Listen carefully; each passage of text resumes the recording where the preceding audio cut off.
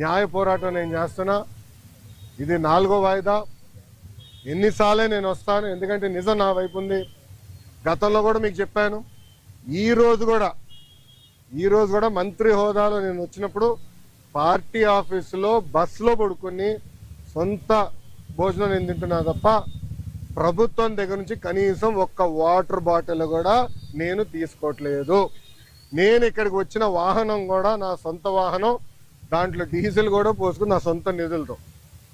ఎక్కడ ప్రభుత్వం పైన ఆధారపడకూడదని మా తల్లి భువనేశ్వరి గారు నాకు చిన్నప్పటి నేర్పించారు. అదే రీతిలో ముందరకెళ్తున్నా. ఎట్టి పరిస్థితుల్లో ఈ కేసు నేను లాజికల్ ఎండ్కి తీసుకెళ్తాను.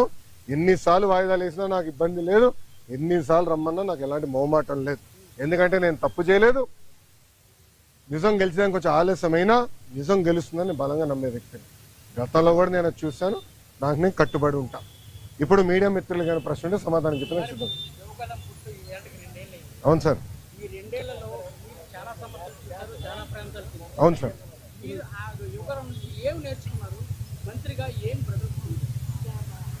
అన్న, నేను స్టాన్ఫర్డ్లో ఎంబీఏ చేశా. నేను స్టాన్ఫర్డ్ ఎంబీఏకి అప్లై చేసినప్పుడు ఒక ప్రశ్న ఉంటుంది స్టాన్ఫర్డ్లో, వై స్టాన్ఫర్డ్ ఎంబీఏ అని. అంటే ప్రైవేట్ రంగం నుంచి రాజకీయాల్లోకి నేను రావాలనుకుంటున్నాను, ఏదో ఒక టైంలో వస్తాను, స్టాన్ఫర్డ్ ఎంబీఏ నేను ప్రిపేర్ చేస్తున్నాను భావిస్తున్నాను అనుకున్నా అని రాసా. కానీ అక్కడికి వెళ్ళి చదువుకున్నారు, నాకు అర్థమైందంటే స్టాన్ఫర్డ్ ఎంబీఏ బిజినెస్కి మంచిది అని.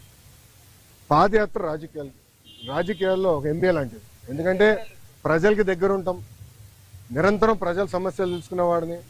సో ఇప్పుడు ఎవరన్నా నాకు అర్జీ ఇచ్చినా, నన్ను ఎవరన్నా కలిసినా, ఒక మెసేజ్ నాకు వచ్చినా, తన వెనకాల ఎంత కష్టం ఉందో నాకు ఇప్పుడు అర్థం చేసుకోగలుగుతాను.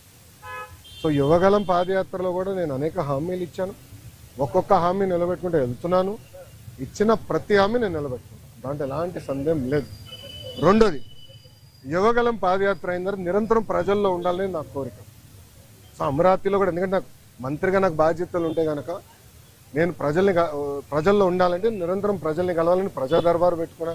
ఇక్కడ కూడా మీరు చూస్తే వైజాగ్ వచ్చి మీరే ఉన్నారు, కోర్టు కొంచెం లేట్ అవుతుందని పరిగెత్తుకుంటూ వచ్చే తప్ప మళ్ళీ ఇప్పుడు వెనక్కి అక్కడికి వెళ్తున్నా, పార్టీ హౌస్కి వెళ్తున్నా, ప్రజల దగ్గర అర్జీలు తీసుకుంటున్నా, వాళ్ళ సమస్యలు పరిష్కరించే మార్గం నేను ఎత్తుకుంటాను.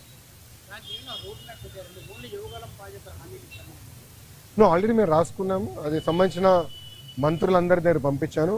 ఆర్థిక శాఖ మంత్రి కేశవ్ అన్న కూడా చర్చించాను. దానికోసం ప్రత్యేక నిధులు కూడా ఆయన కేటాయిస్తానని నాకు హామీ ఇచ్చారు. వచ్చే బడ్జెట్లో అది ఉంటుంది. తప్పనిసరిగా ఇచ్చిన ప్రతి హామీ మేము నిలబెట్టుకుంటాం. ఎస్టిమేట్స్ అని మార్చి వరకు వస్తుంది.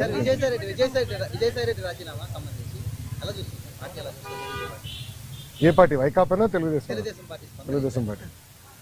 ఇప్పుడు ఒకటన్నా, తల్లి చెల్లికే జగన్మోహన్ రెడ్డి గారి పైన నమ్మకం లేదు, ఇంకా పార్టీలో ఉన్న నాయకులకు ఎలాంటి నమ్మకం ఉంటుంది? నేను ఎప్పటి నుంచో చెప్తున్నా, వైకాపా నాయకులు డబ్బుల కోసం పార్టీనే అమ్మేస్తాడు ఈయన అని.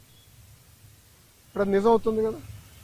ఒక్కొక్కరు రాజీనామా చేసుకుంటూ వెళ్తున్నారు. దానిక నేను శిక్ష పడదని నేను ఎక్కడ అన్నాను తల్లి?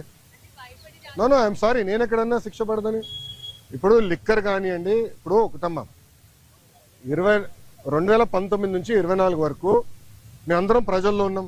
పాదయాత్రలో కూడా నేను చెప్పా, ఎవరు నేను వదిలిపెట్టాను, ఏ అధికారులు రాజకీయ నాయకులు చట్టాన్ని ఉల్లంఘించారు ఎవరిని వదిలిపెట్టాను. ఇప్పుడు దర్యాప్తు జరుగుతుంది, ఇన్వెస్టిగేషన్ జరుగుతుంది, త్వరలోనే అన్ని బయటకు వస్తే నేను భావిస్తున్నాను. So let investigation get completed అమ్మా. ఇక్కడ విజయసాయి రెడ్డి గారు ఉన్నారు, లేదంటే ఎల్లయ్య పుల్లే ఉన్నారనేది టైం విల్ ఉన్నట్టాలి కదమ్మా. సో ఇన్వెస్టిగేషన్ జరగకుండా నేను ముందరే మాడతాం కూడా కరెక్ట్ కాదు.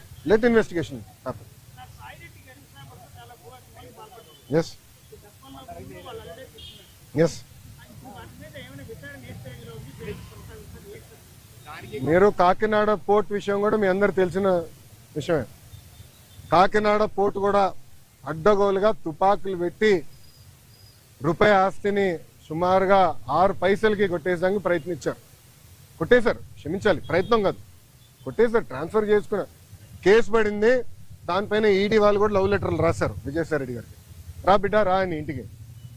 అన్నీ బయటకు వస్తున్నాయి కదా, సిమిలర్ వ్యాషన్ దీనిపైన కూడా కంప్లైంట్లు వస్తాయి, తప్పనిసరిగా యాక్షన్ తీసుకుంటాం.